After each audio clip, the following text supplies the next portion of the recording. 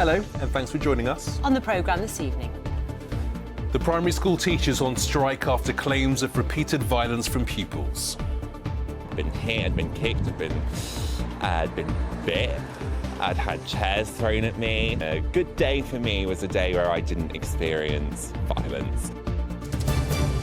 A strategy with potentially life-saving consequences, but one bereaved mum says the new road safety guidelines still do not tackle the issue. I'm pleased that we've now got a road safety strategy because we've waited 14 years for one.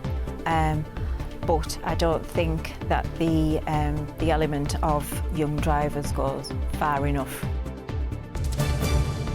You've heard the phrase rearranging the deck chairs on the Titanic. Well, this is one of those deck chairs. Find out later where you can see it.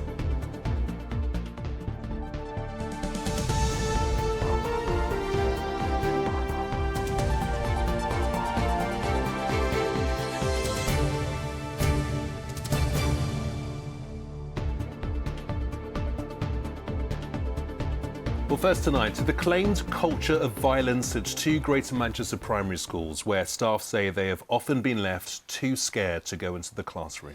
Teachers at Lily Lane Primary School in Moston and Ravensfield Primary School in Duckenfield say they've been kicked, hit and even bitten by some pupils. They began the first of 8 planned days of strikes this morning, claiming senior management at Changing Lives and Collaboration Trust, the academy which runs the school, are not doing anything to help. Well, the Trust says the safety and well-being of pupils and staff is its highest priority, and it wants to work with the teachers to find a solution. Emma Sweeney has our top story. For some, the classroom has become a battlefield where pupil-on-teacher violence is allegedly commonplace. The staff featured in these photos no longer work at Lily Lane Primary in Moston, but their former colleagues have now taken to the picket line. Necessary action, they say, until vital lessons are learned. We've had almost daily occurrences of staff being assaulted by pupils who are extremely dysregulated, and those same staff are also dealing with pupil-on-pupil violence. That when they've tried to deal with it, they're being blamed and questioned as to how they dealt with it, rather than leaders working positively with people to support them in getting the culture that everyone needs for effective learning.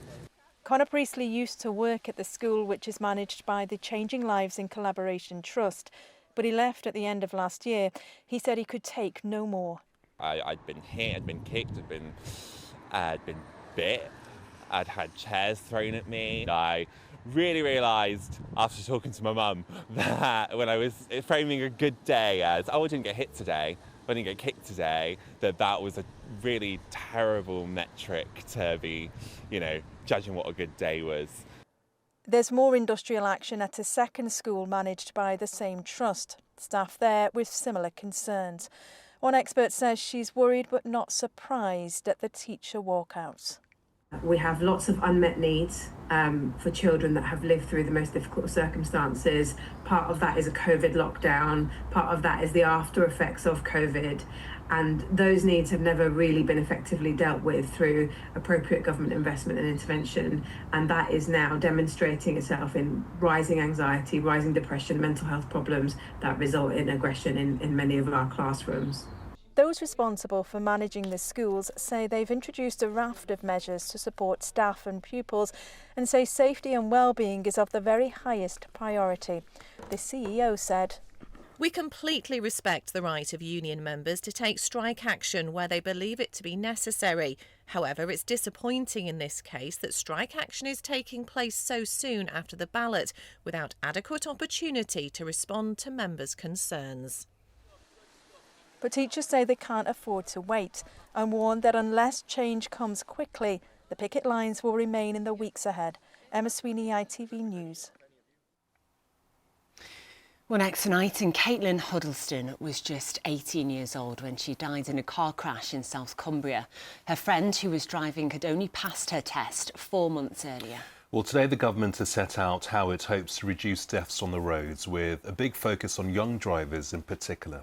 But Caitlin's mum, Sharon, says the plans don't go far enough. Well, joining us live now is our political correspondent, Leisha McNally. Leisha, just set out the government's strategy on this for us.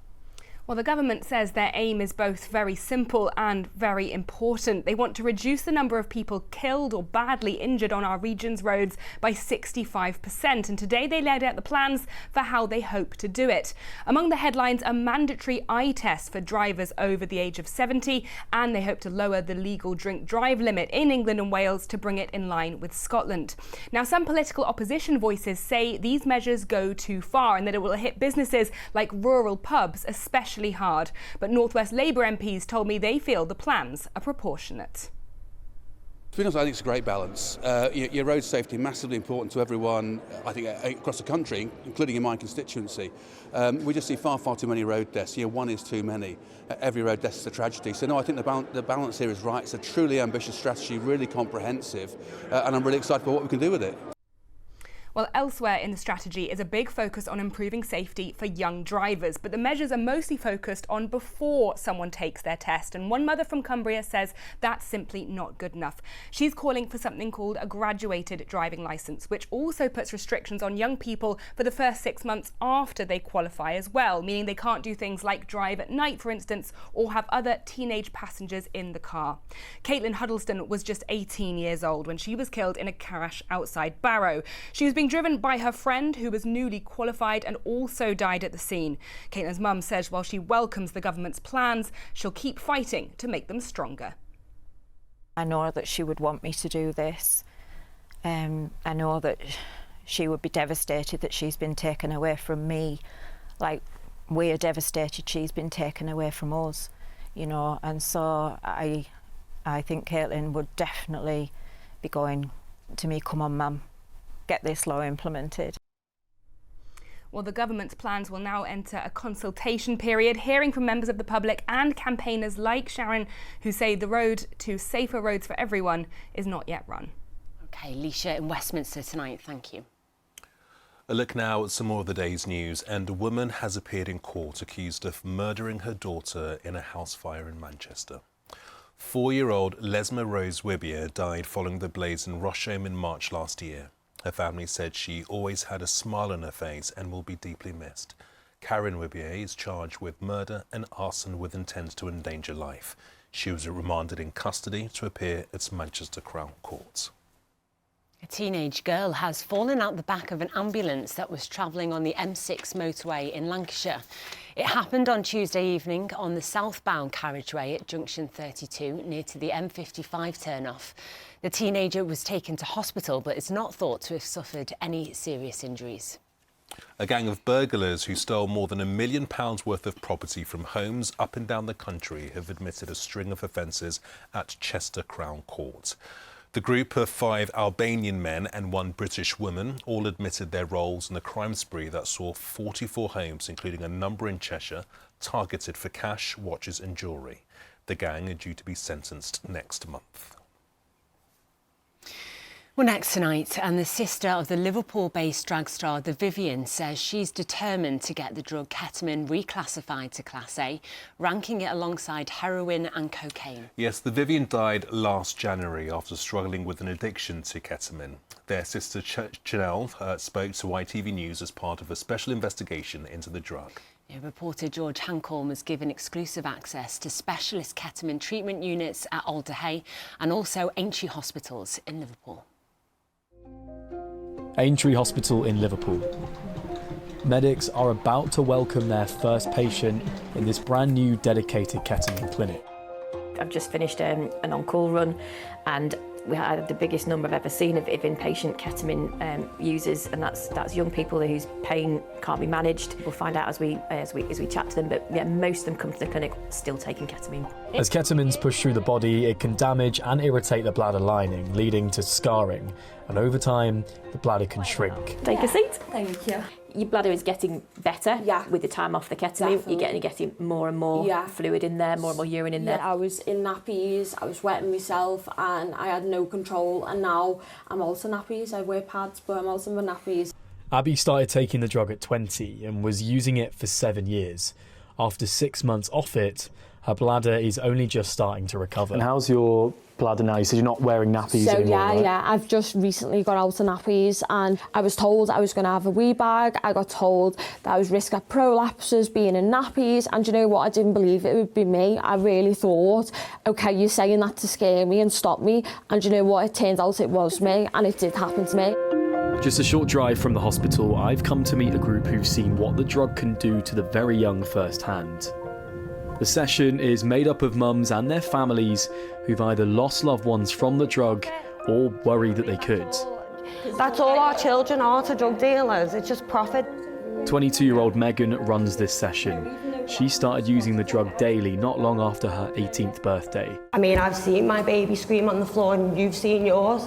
You've probably seen your grandchild, and it's just horrendous. And it's not until we all start talking and normalising that we can talk about addiction. How does it feel looking at those pictures of Megan then? That person didn't know I was going to make it. Like, I was ready to die. I wanted it to kill me. I used to wake up being angry that I was still alive. Not far from Megan's session is Alderhay Children's Hospital. The numbers of teens taking ketamine and then having issues with their bladder has forced staff to open a kids' clinic, specifically treating those under the age of 16. It's the first of its kind anywhere in the UK. What we're seeing here is a younger age group, perhaps than they are in other bits of the country. But we're hearing stories of children using the drug in school, it being very widely available, and that's really concerning. There is a lot of talk potentially about the drug being reclassified. Do you have a view on whether that is potentially the right approach when it comes to teens who are using this drug? I would rather that we focused on supporting the young people that use ket and want to stop, and being more holistic in our approach to caring for children and young people, rather than making it more punitive. The government's currently speaking to its independent expert panel about whether ketamine should become a Class A, and with it, up to 7 years in prison for possession or life for supply. The spokesperson for the Home Office told us, ketamine is an extremely dangerous substance, and the recent rise in its use is deeply concerning. They reminded us they'll consider the recommendations from their advisory council before making a call. I'm off to Colwyn Bay in North Wales, the home to drag star the Vivian. So what are you hearing from James Lee Williams died in January last year from ketamine. Okay, good to go. Since the Vivian's death, their sister's been campaigning for the drug to be reclassified and moved to a Class A.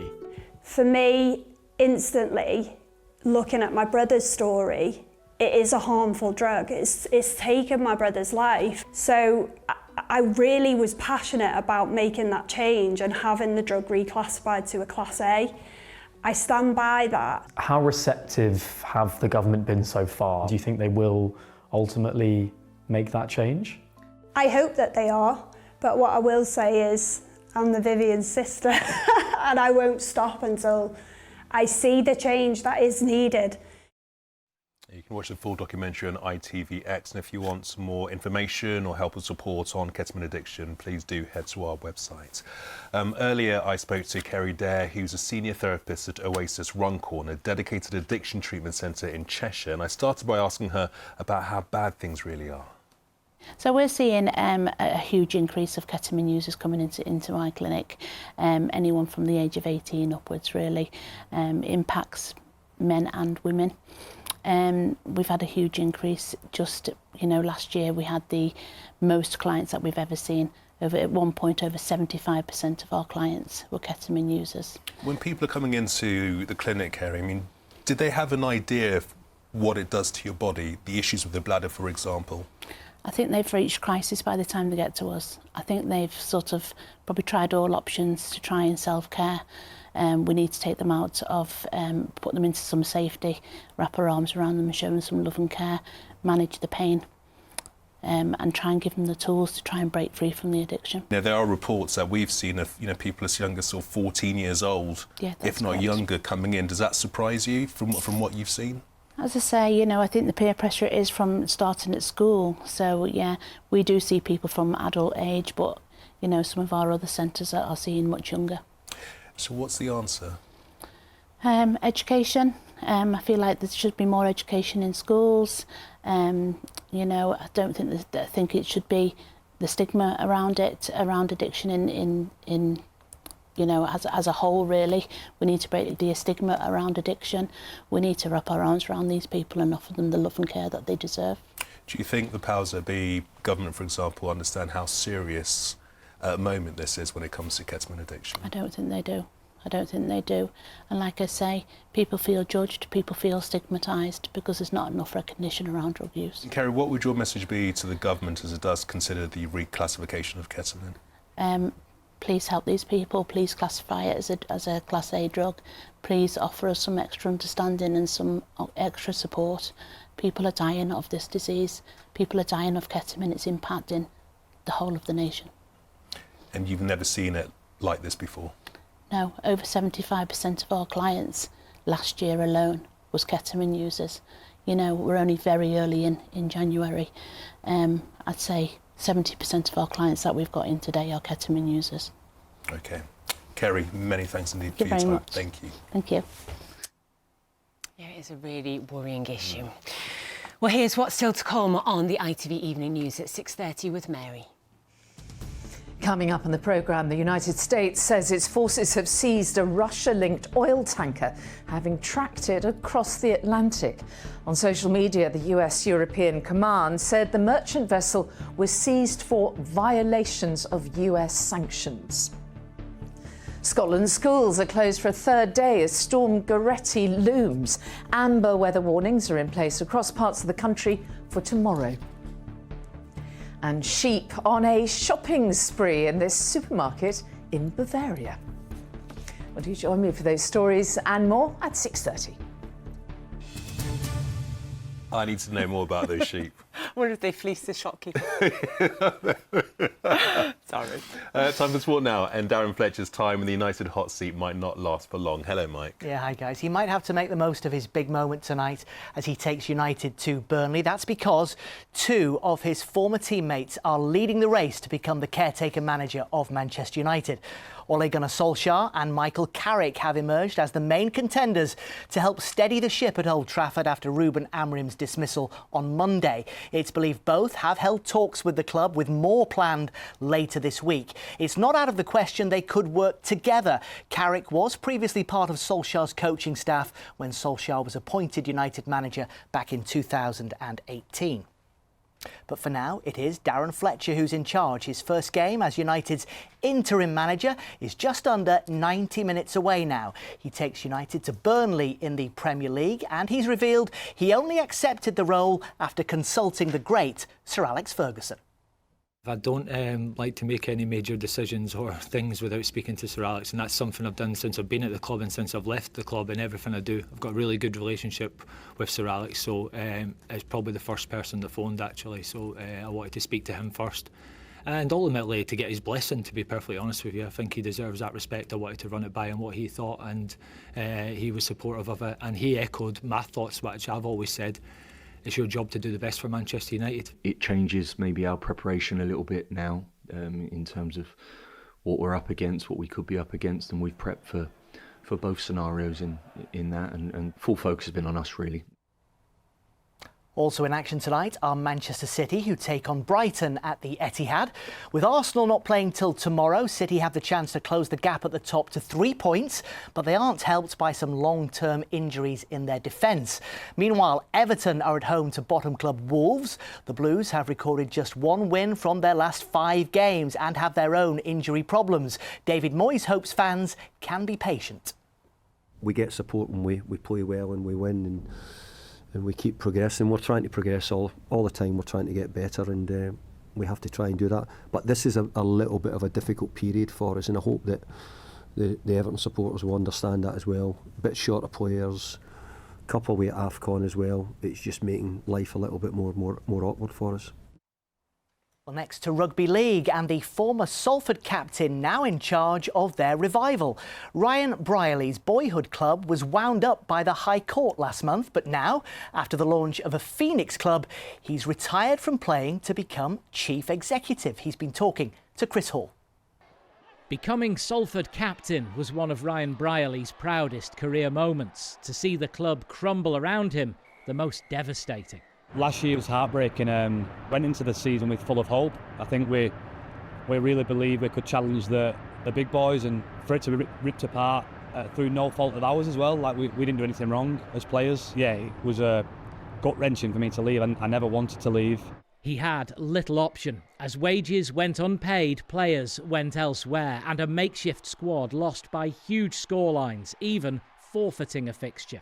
Enormous debts saw 152 years of history ended by the High Court. But a consortium led by another former Red Devil, Mason Caton Brown, has launched a new Salford team in Rugby League's second tier with Ryan at the helm, though getting him to pull the boots back on is a work in progress. I've tried, but he's doing really well in his role now, and he's the best man for the job. I've been in similar situations in the past in my playing career with London and Toronto, so I knew what the players were going through and all the fans. It's horrible to see. So when I heard there was something that they needed help with, I could jump to it. I want to be in Super League eventually, but first things first is stability.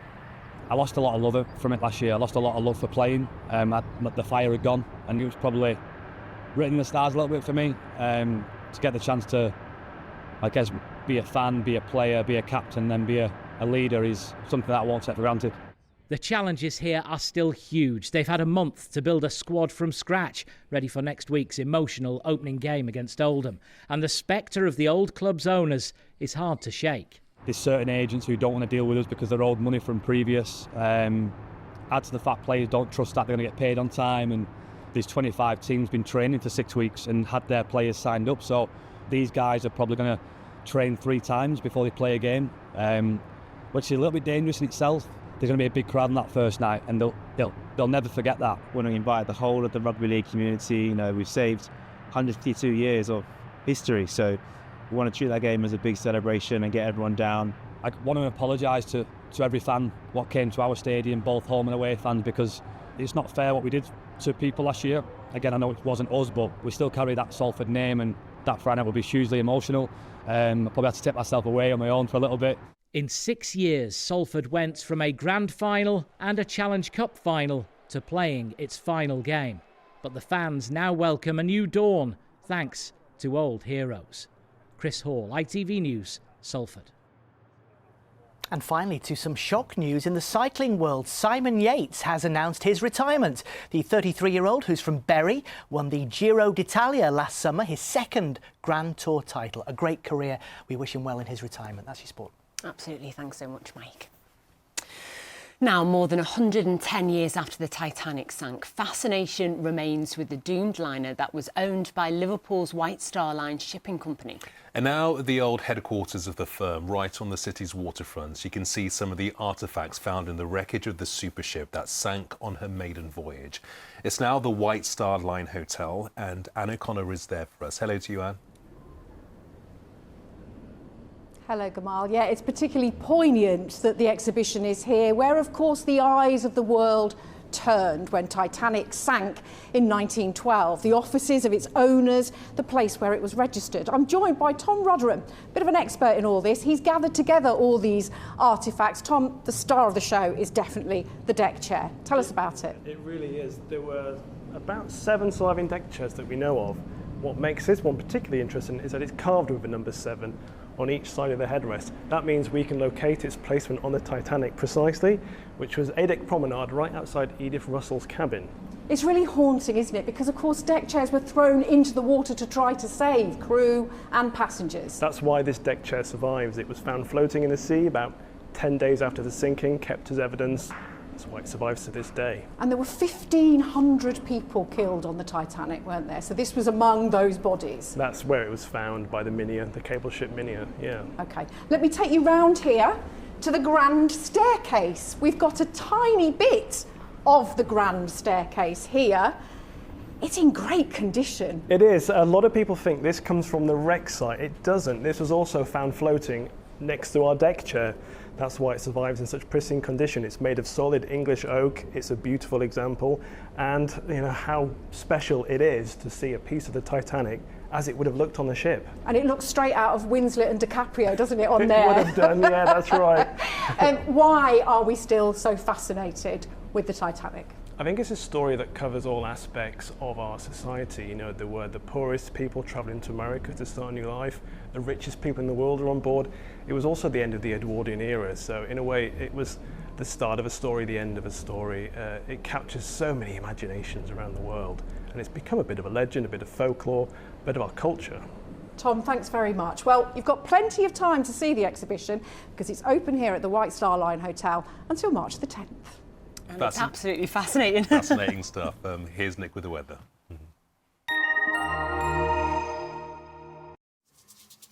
Mum, wet wipes, toilet or bin? Bin. Why? United Utilities sponsors ITV Granada weather. Hello, I hope you made it through that very icy start unscathed this morning. Turned out to be a little bit milder today, but we're not done with the wintry weather yet. And straight to Storm Goretti, this area of low pressure. This is 3 o'clock tomorrow afternoon. As I run this forward, you'll see the centre of this system misses as well to the south, but it does feed towards us and into some cold air, some outbreaks of rain, sleet and snow. And the risk of some disruption from that snow. I think much of the region will avoid the worst of it, but the Met Office has issued a yellow warning here, stretching into the Pennines, where 5 to 10 centimetres could fall more to the higher routes, impacting travel, of course. There are also amber warnings through parts of the Peak District and into Wales, where there could be significantly more snow, so journeys in that direction will be impacted. So check the situation before you head out tomorrow morning, because I think things could deteriorate quite quickly as we go on through tomorrow evening. So that's Storm Goretti. For now, though, it's quiet tonight, turning frosty again. No more cloud and a few showers running into the Isle of Man and a few spots of rain elsewhere, I think, as we start the day tomorrow. With a risk of icy patches, though, nothing as widespread as this morning. And plenty of cloud to start the day. Some patchy light rain or drizzle, maybe a few flurries into the Pennines. But other than that, a lot of dry, cloudy weather to come. Temperatures up to around 4 or 5 degrees. And then into tomorrow evening, here comes the rain, sleet and snow from Storm Goretti. And that chance of impacts, particularly into the Pennines, affecting travel before it all starts to fizzle out as we go on into Friday. That's your weather. Cleaned up well. United Utilities sponsors ITV Granada weather. Really looking forward to all of that fizzling out. Please be careful on the roads and do check before you travel, of course. Pretty unpleasant out there. Yeah, got to make sure you wrap up warm for the next few days. Absolutely. Big coat on, electric blanket tonight. Well, that's about all we've got time for on this evening's programme. We shall see you tomorrow. Have a good one. Bye-bye for now.